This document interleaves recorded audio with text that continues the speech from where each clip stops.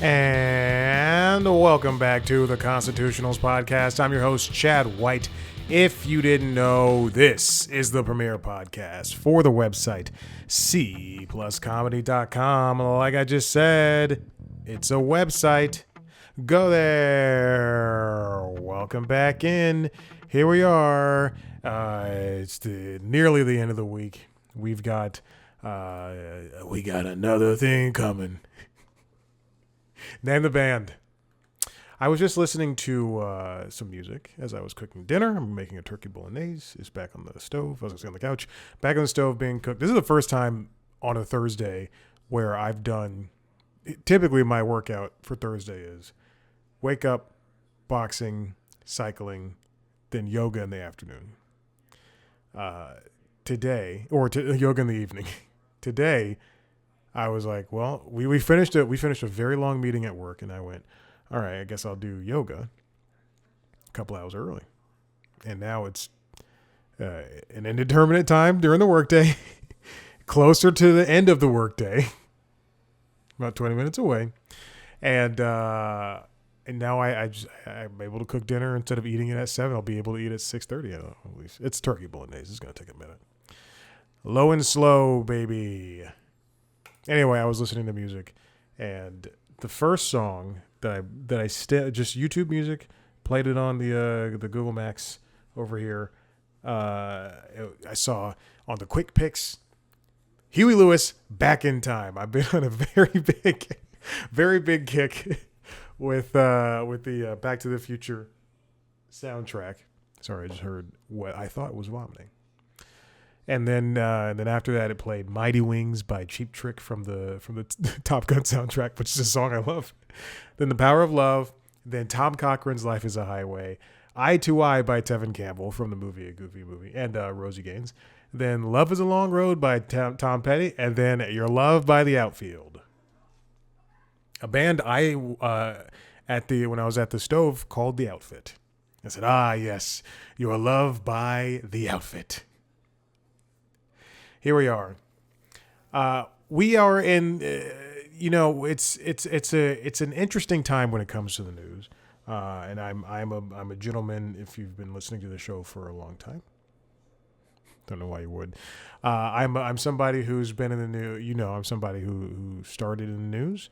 I'm still involved because I read a lot, and that's what happens when you work in the news. When you're in the news, I don't think anybody ever really leaves the news. You just continue to be, even if you're burned out, you still have that muscle memory.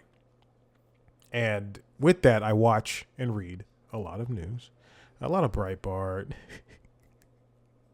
I get my news from Andrew Scholes, the rest of those goons. I get my news from late night. Because if it isn't on SNL Weekend Update or Jon Stewart, I don't know it. Anyway, and because I watch a lot of news, I also get a lot of the same types of stories. It sounds like there's a fight going on. And the unfortunate thing of it is that I've been following along with the Savannah Guthrie and her mother has disappeared, has possibly been kidnapped, and it sucks. It's a gut-wrenching story. If you are not affected by this, then truly you have no heart. I'm not going to get into the details of it, but to the very least, the officials think she's been taken last Saturday night into Sunday morning. What a scary thing. What a truly scary thing to hear. But I've seen a lot of, I've gotten a lot of emails regarding from the news outlets regarding how the Today Show is handling it, and I watch morning news all the time. And it's, not all the time, at least Monday through Friday, if I make it back from the gym in time.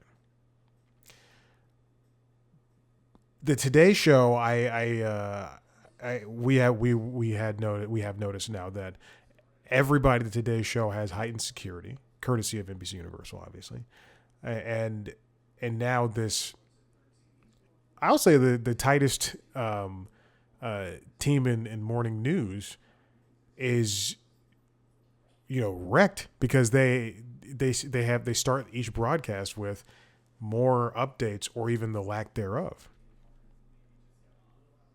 Chanel Jones is taking over Savannah's spot. Savannah obviously opted out of going to the Winter Olympics. When when that news was released, I think like a couple of days ago, it was just I went, yeah, why the fuck would she go? It doesn't make sense. Chanel, if you don't know, she just lost her husband.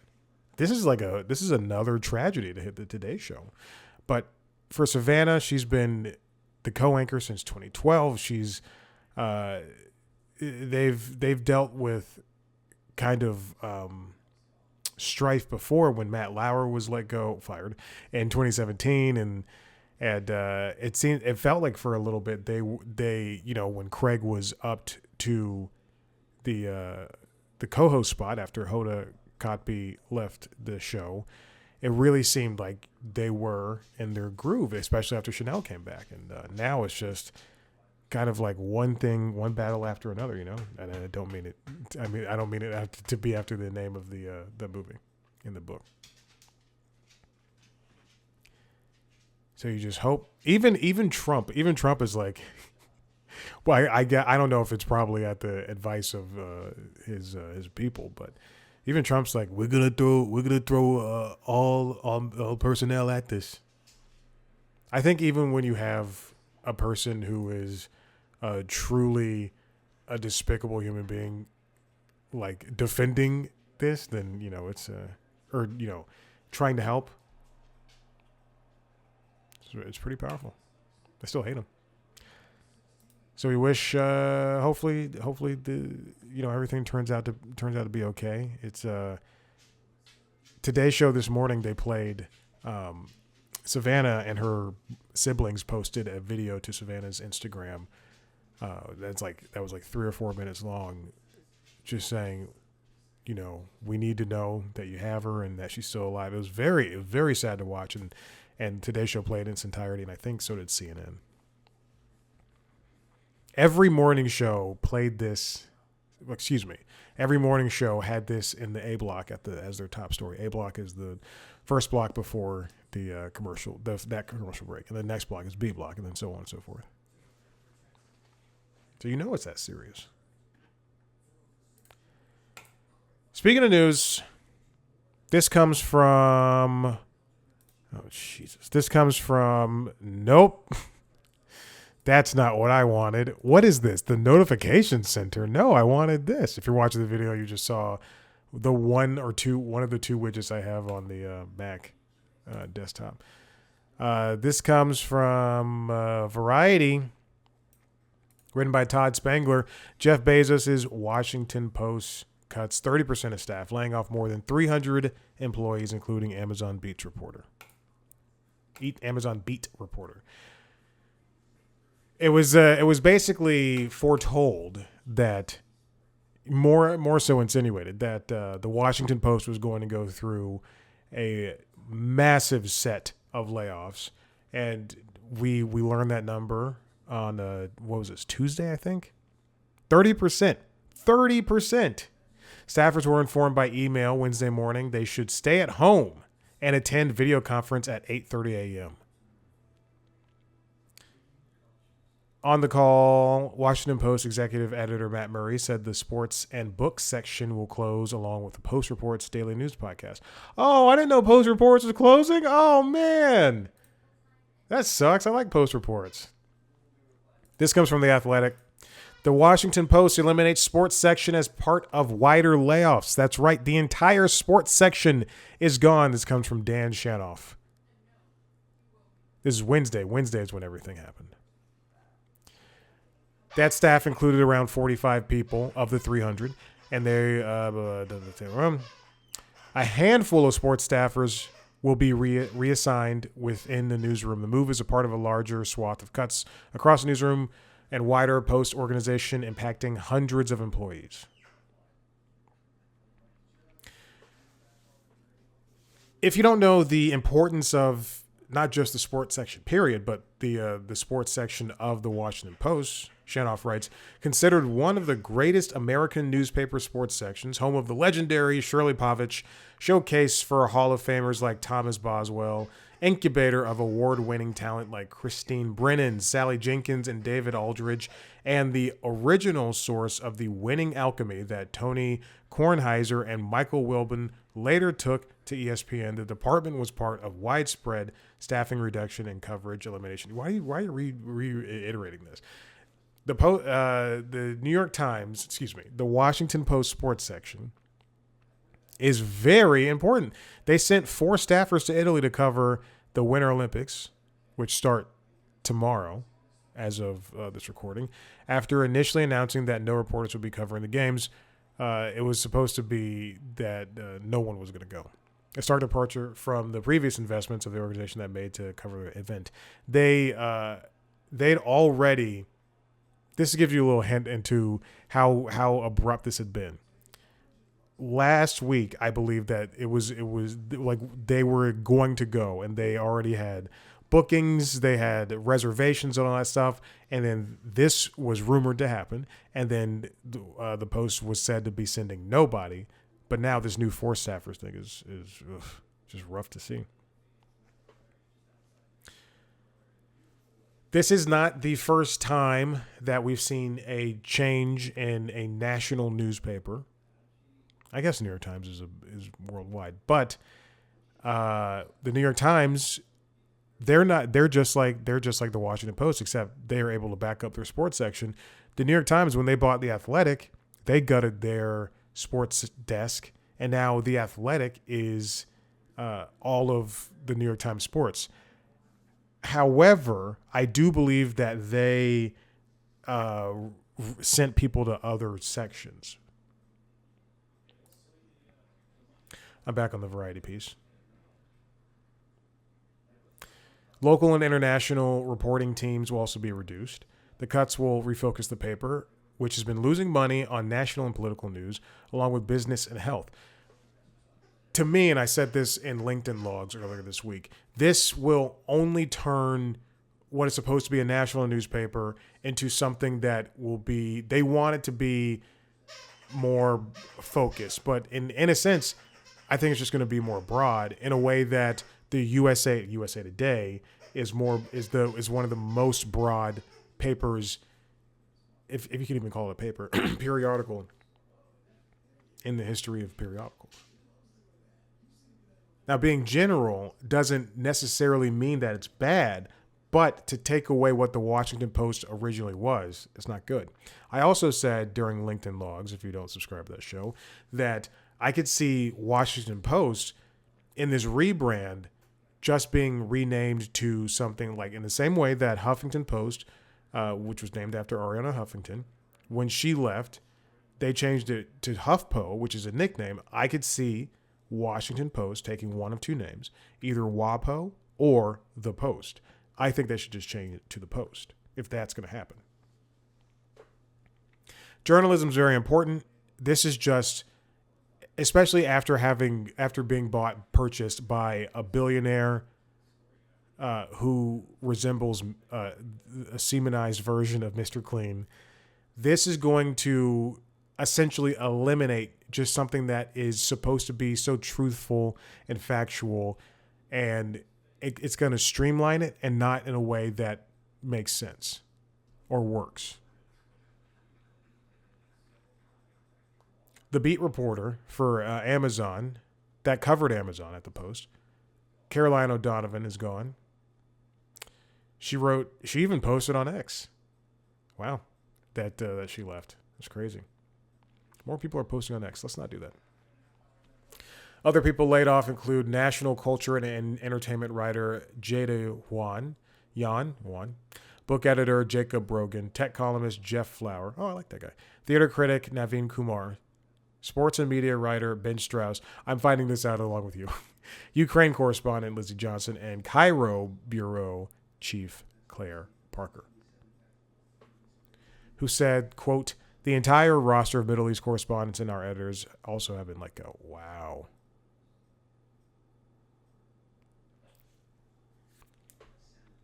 They released a memo that was obtained by Variety. A more flexible, sustainable model will help us better navigate unprecedented volatility, competition, technological changes, news consumption habits, and cost pressure. I don't necessarily think that's true, because the New York Times just posted their quarterly earnings for Q4, and while they didn't do great, they didn't necessarily bottom out. Let me see the New York Times earnings. They added 1.4 million digital subscribers in 2025. Total revenue of they increased their revenue up 10.4% for the fourth quarter of 2025 to 802.3 million. So they did well, even if it's not necessarily the earnings that they were looking for. Digital is improving for New York Times. This is I'm citing the New York Times themselves from Katie Robertson. There is a hunger. There is, and also not even just a hunger, but there's also a need for local and truthful news. This is why, when you see the when you see the attacks on PBS and NPR and the cuts of their budgets, and you see local news sections just going down throughout the country, people turn to the internet and they turn to untruthful places like TikTok and citizen journalists because they think that's where the only places where they can get news. There's a thing in Atlanta called ATL Scoops that more or less just posts violent aspects of the city, which is really unfortunate. And they'll post like there's a car chase, there's a fire, there were gunshots, whatever. Sometimes they'll post nice things like here's a run club doing some shit. I learned recently that ATL Scoops, which is something I don't follow, is run by a lot of conservative women who are looking to paint the city in negative colors, which is just so unfortunate.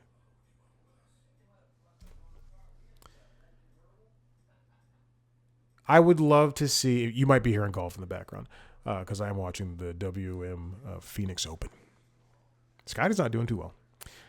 It's just not fun seeing this happen and occur to something that's so big. That is the Washington Post. All right, this next one comes from the New York Times, written by Brooks Barnes. Can this man break Disney's succession curse? We have Disney's new leader. Bob Iger announced that he was stepping down. Days went by. Ooh, who's it going to be? Who's it going to be? To no one's surprise, if you follow along, it's Josh D'Amaro. He's the guy who's in charge of the parks at this point in time. Iger stepping down for the second time, and he's giving the reins of the kingdom to the guy who took over for Bob Chapek when he was given the reins of the kingdom. But remember, Bob Chapek did not do a good job, and he also came from parks. There were two candidates, Dana Walden, who is in charge of Disney TV except for ESPN, and also has joint oversight of streaming, and Josh, I keep calling him Jay D'Amaro. D'Amaro, who runs a division that includes the theme parks, cruises, and video games.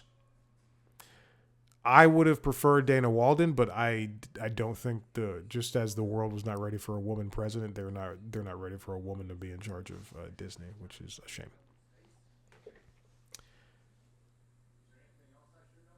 Mr. D'Amaro's units supplied roughly 60% of Disney's profit last year, talking about the parks and the games and stuff, the parks. It accounts for 80% of what Disney is worth as a whole, according to Moffett Nathanson, a research firm. Josh oversees three of Disney's four most important growth areas: cruises, games, and parks, and then streaming is the next thing.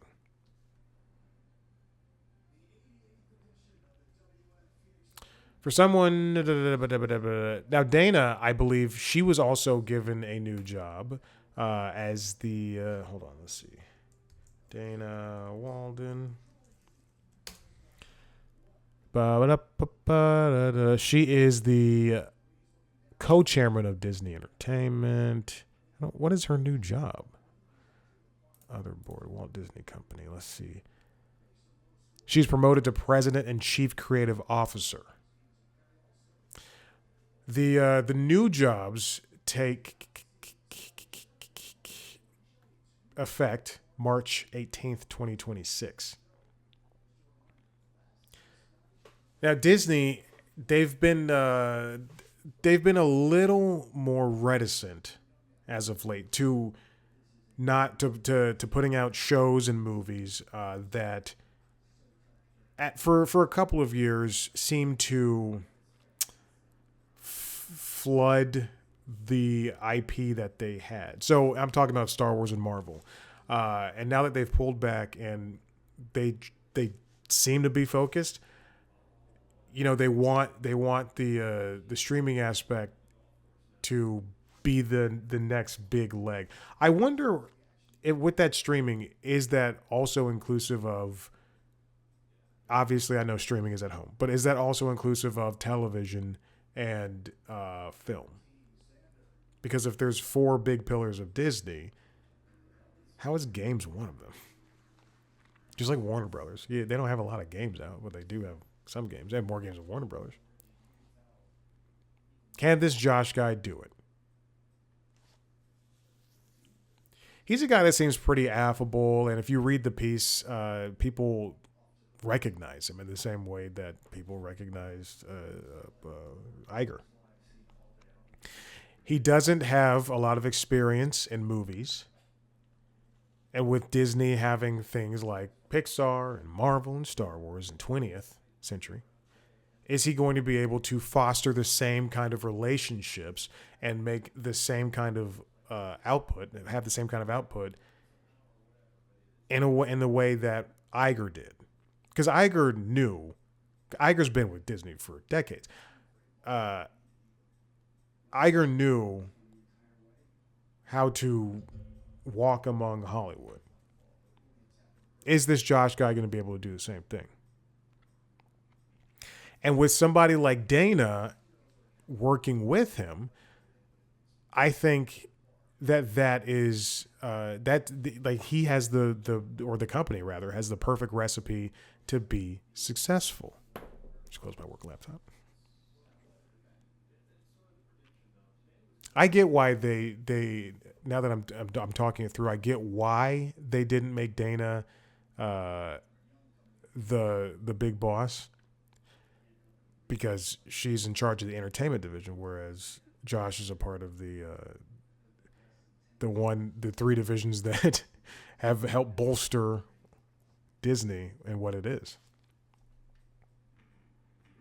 But I feel like they could work hand in hand. I think he could just be the face. Have trust in him. All right. And this final bit comes from The Hollywood Reporter, written by Katie Kilkenny. Christopher Nolan wants to know where all the Hollywood jobs are, too. Christopher Nolan is the head of the Directors Guild of America. He started his reign this past fall, and he recognizes that there's not a lot of work for the 19,500 members of the Directors Guild of America, and he wants to help facilitate how they can get more jobs. In his first set of interviews, he talked about how they want to approach labor negotiations, because we are in a couple of months coming up on labor negotiations. Remember, they stopped the SAG and the writer strikes lasted for a couple of years during those negotiations, and now because these negotiations happen every 3 years, we're right back at it. Remember, there was a work stoppage for like 18 months. So they talk about labor negotiations, AI, and corporate consolidation, i.e., Warner and Netflix, or Warner and Paramount. Nolan said that early on that he wants to explore the gap between consumer spending on entertainment and industry jobs with employers. He said that consumer investment in members' work has been extremely stable. All the while in 2024, the union saw a 35% decrease in employment on television and an 8 to 12% downturn in film. They don't have the figures yet for 2025. They want to boost domestic production, so they're lobbying for that. They want to. They advocated for expanding production in California and New York. They're now pushing for a federal tax incentive, a stackable 25% federal rebate that could be combined with states.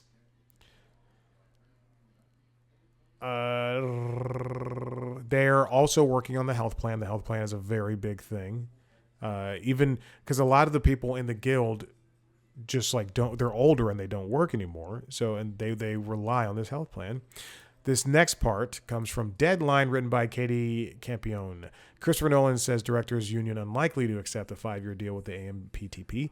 DJ president talks AI, healthcare, tax incentives, and more ahead of 2026 bargaining.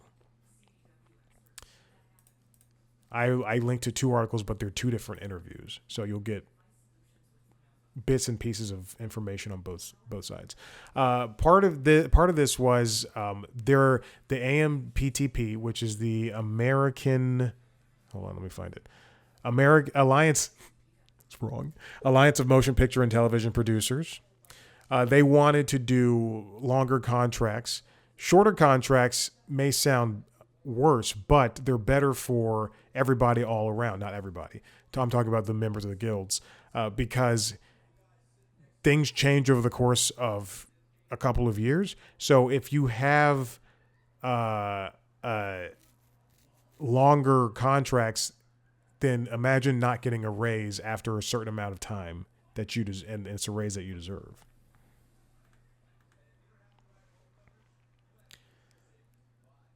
As Deadline previously reported, the DGA, WGA, and SAG-AFTRA are all in need of cash infusions to their health and pension plans after being forced to dip into reserves over the last several years.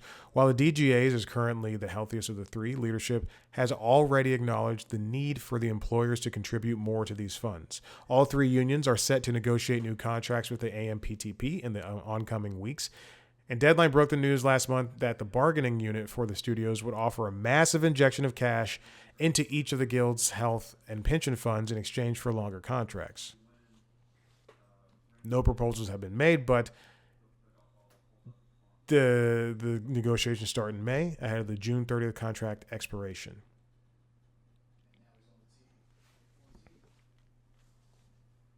Oh, he spoke to all 3 of the main outlets.